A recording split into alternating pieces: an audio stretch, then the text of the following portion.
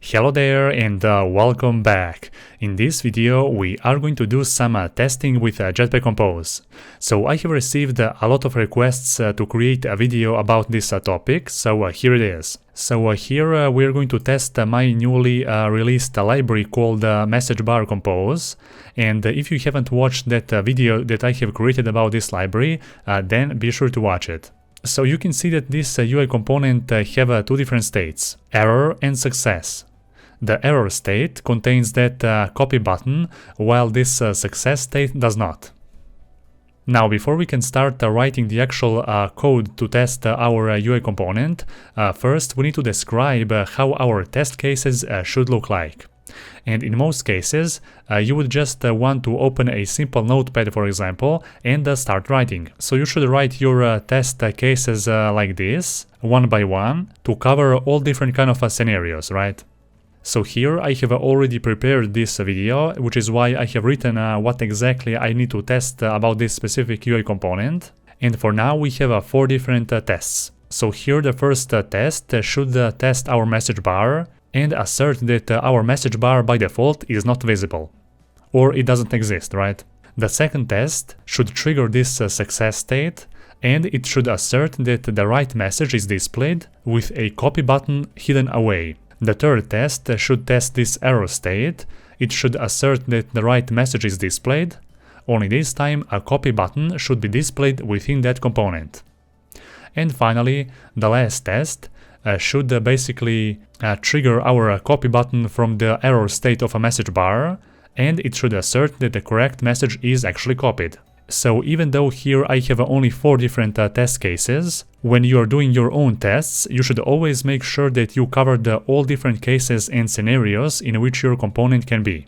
So each time you introduce some new feature or change your application or component, then you again need to go back, execute your existing test cases to make sure that everything works fine, but also to create new test cases to cover that new feature.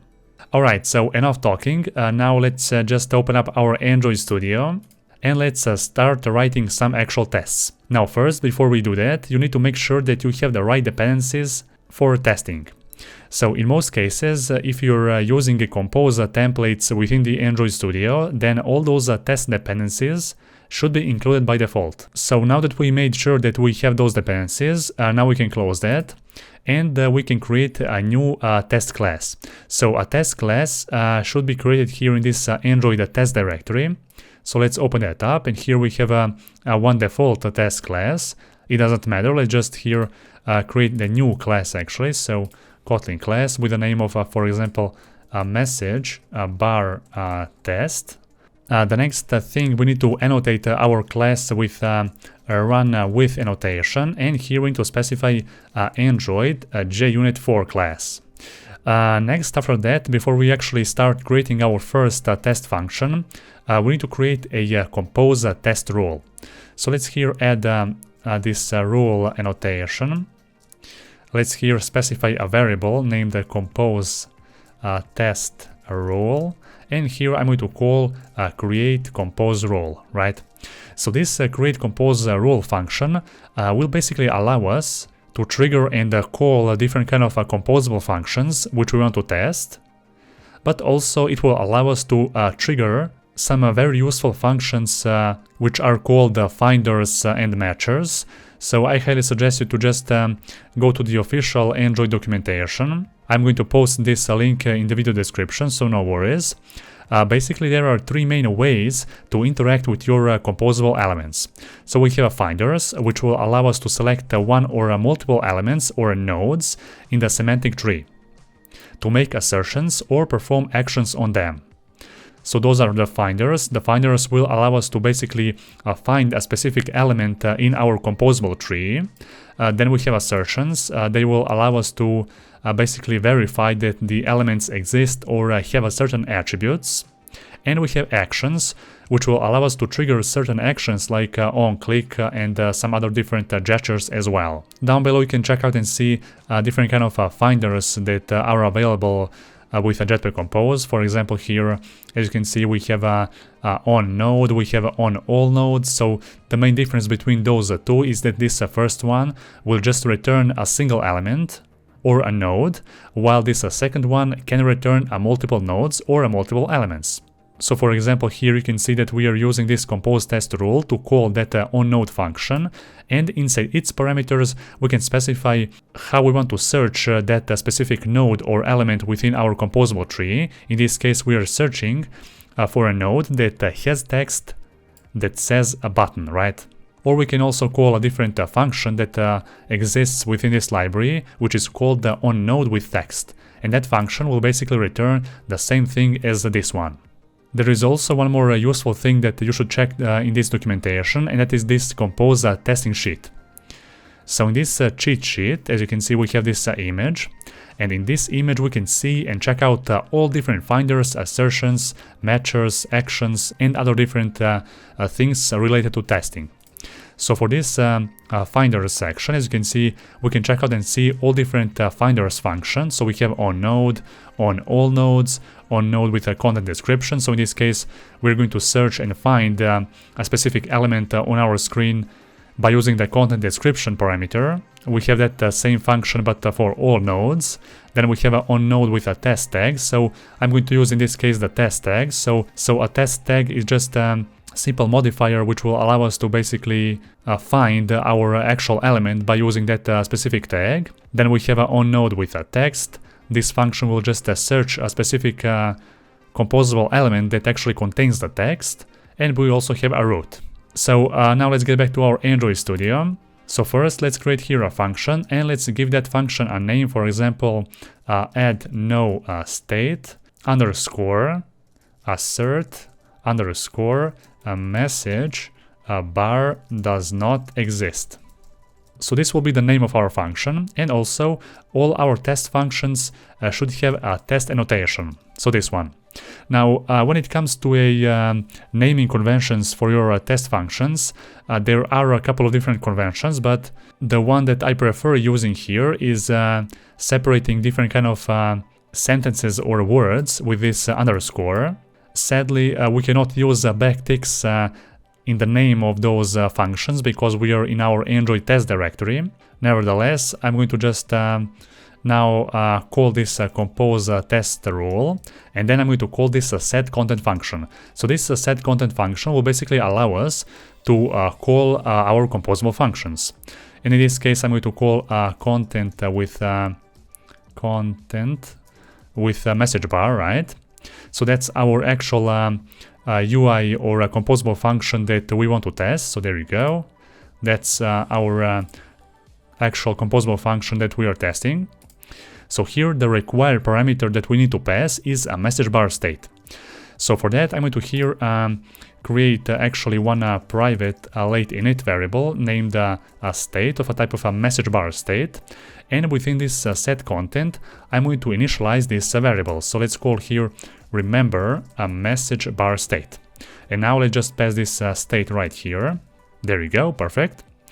And now that we have specified and actually called our composable function, and now below this test or set content function, below that, we can now call those finders functions in order to find a specific elements within this actual composable UI function, right? And in this first test function, we need to test and make sure or assert that message bar will not show up, so it will not exist, if we don't pass any state to our message bar, right? And in this case, we are not calling any state, error or success. So let's just go down below, and here I'm going to call this compose test rule again, and then on node with a tag, I'm going to call this function, which will allow me to actually find a specific element in this content with a message bar that I have specified here, by using a specific test tag. So with tag, right? And here as a test tag, I'm going to call a message bar constant, which I have already defined. So here, as you can see, I have already specified one object named test tags. And here I have three different test tags, so message bar text, and a copy button. So we're going to use those three test tags to actually test and trigger all our test cases here. So let's just close that, right? Let's go back to our content with the message bar, and I'm going to show you that I have actually specified three different test tags in this actual composable function that we are testing, right? So this row actually represents the whole message bar UI, right?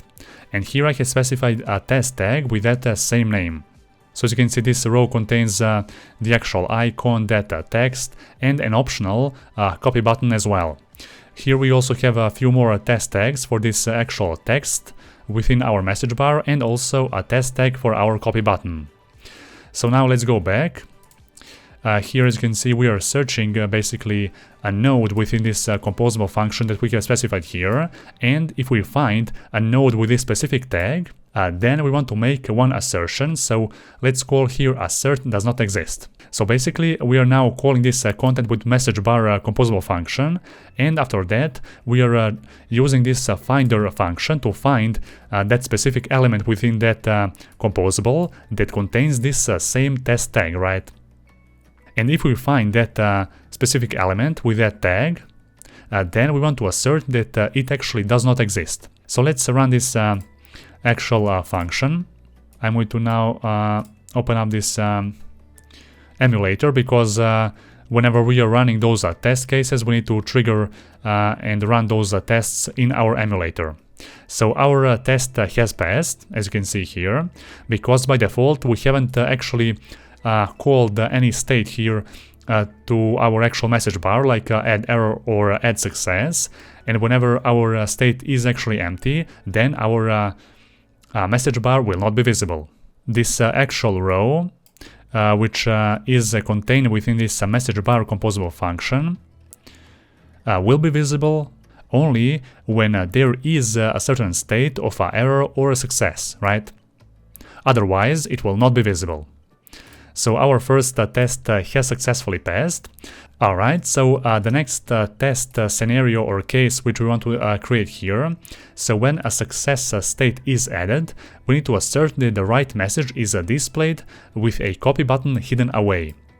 So for that, we also need to make sure that we have set up those test tags within those actual elements that we are searching, or we are going to search and find in a moment. So as you can see here, we have a test tag for our actual text and a test tag for our copy button as well. So here let's create a new test function, and let's give it a name, for example, add success state. So here we are describing what we are actually doing within this function. So we will add here a success state, and then we want to assert that the correct success message is displayed. So correct success message is displayed, and a copy button does not exist.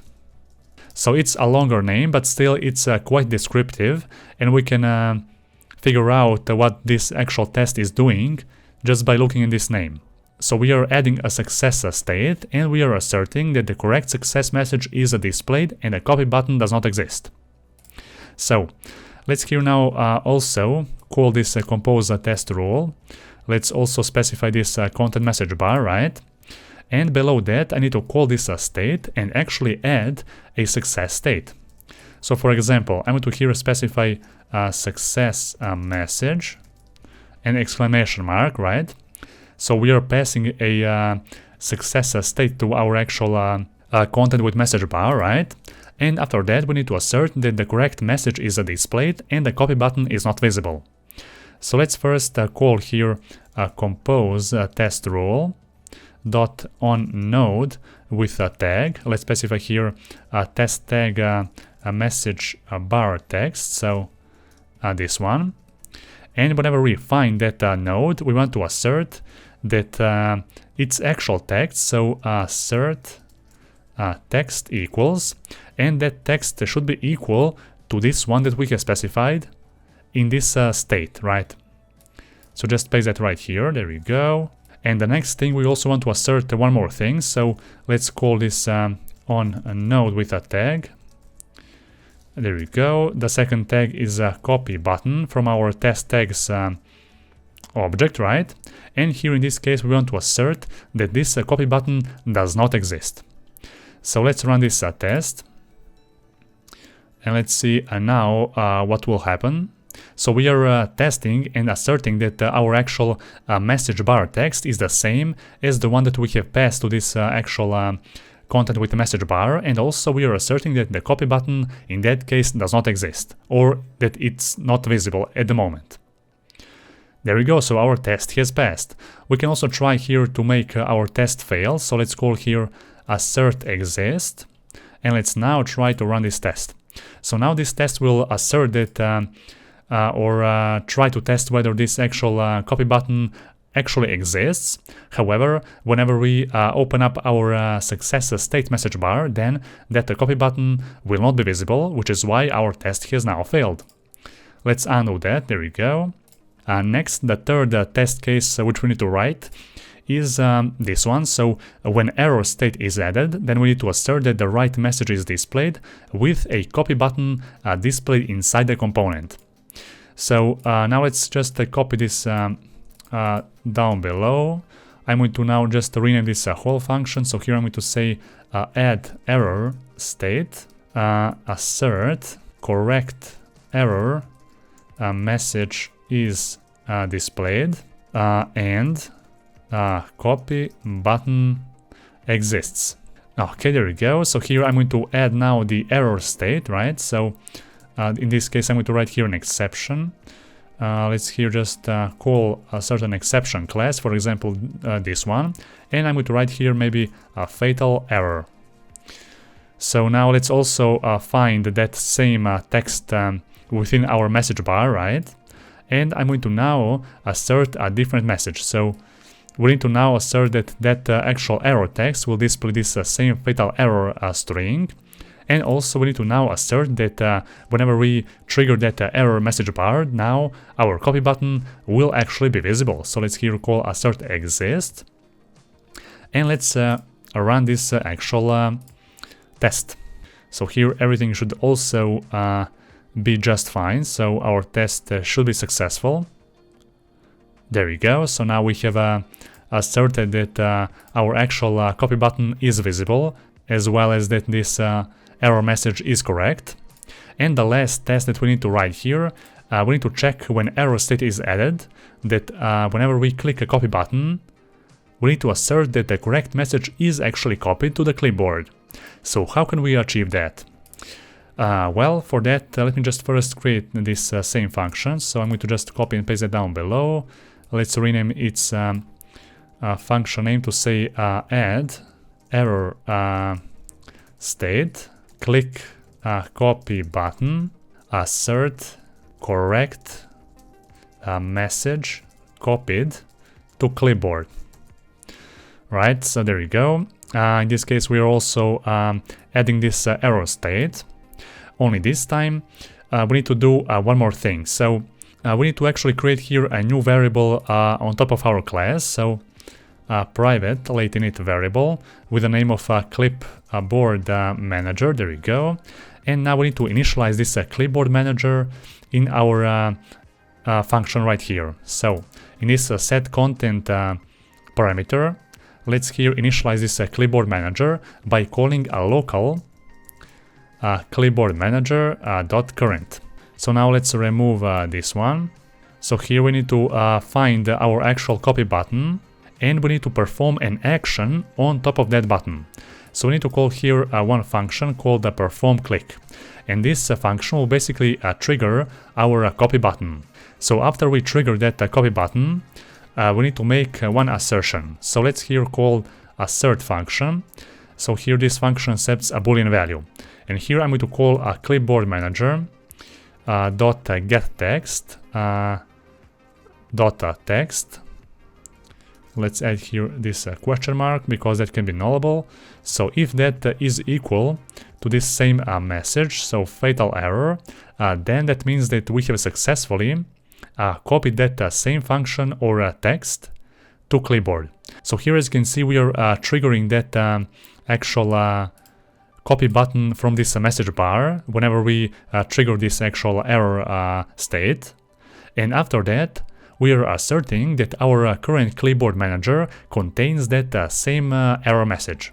Because within our code right here, you can see that our actual copy button contains this onClick listener, and here we are also calling that clipboard manager, and we are setting that text that we have received from our error. Okay, now let's go back, let's run this test. And there we go. So our test has successfully passed. Now what we can do, we can also try to test all our test cases by triggering this whole class. So let's just write our and call our MessageBar test, and with that all our tests will run sequentially one by one. So you can see the first test, the second test, third and fourth as well. So all test cases have passed. But nevertheless, I hope that now you have seen how you can easily test your composable functions. Also, be sure to check the official documentation on Google about Jetpack Compose and testing.